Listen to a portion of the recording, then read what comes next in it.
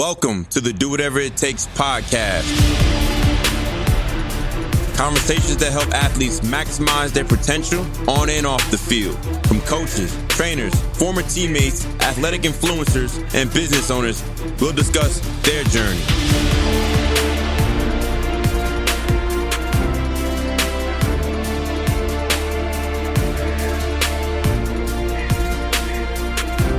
I am your host, Savon Huggins.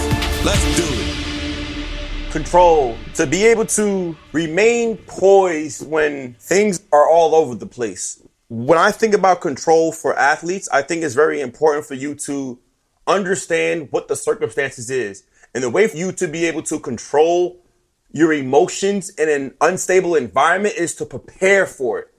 If I'm in practice and I'm preparing for crowd noise, if I'm preparing for a snap down that I can't hear by me practicing in practice, when that uncontrolled environment happens, I'm able to remain poised because I've seen it before. I think a control has a lot to do with what you do before the actual event happens, right? If I write down my goals and I write down in my goals that by week 2, I might want to eat a cheeseburger if I'm on a diet, and I physically, mentally prepare myself for the feeling of wanting a cheeseburger, I probably won't eat it as opposed to not addressing it, right? So control has a lot to do with being able to address the elephants in the room. And controlling that will allow you to be able to remain poised in an environment. The control definition that I really enjoyed, appreciated, was the power to influence and direct people's behavior of the course of an event.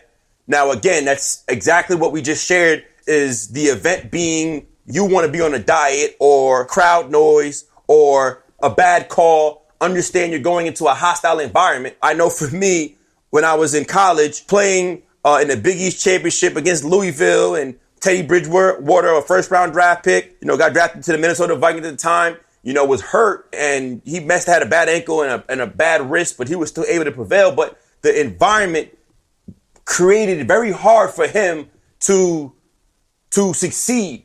But although, despite all those factors that he couldn't control, some way, shape, or form, he found a way to still execute. And control, to me, is execution. Execute. If I focus on the end result of executing and embracing the process, I will be able to manage my emotions in an environment. Thank you for listening to the Do Whatever It Takes podcast.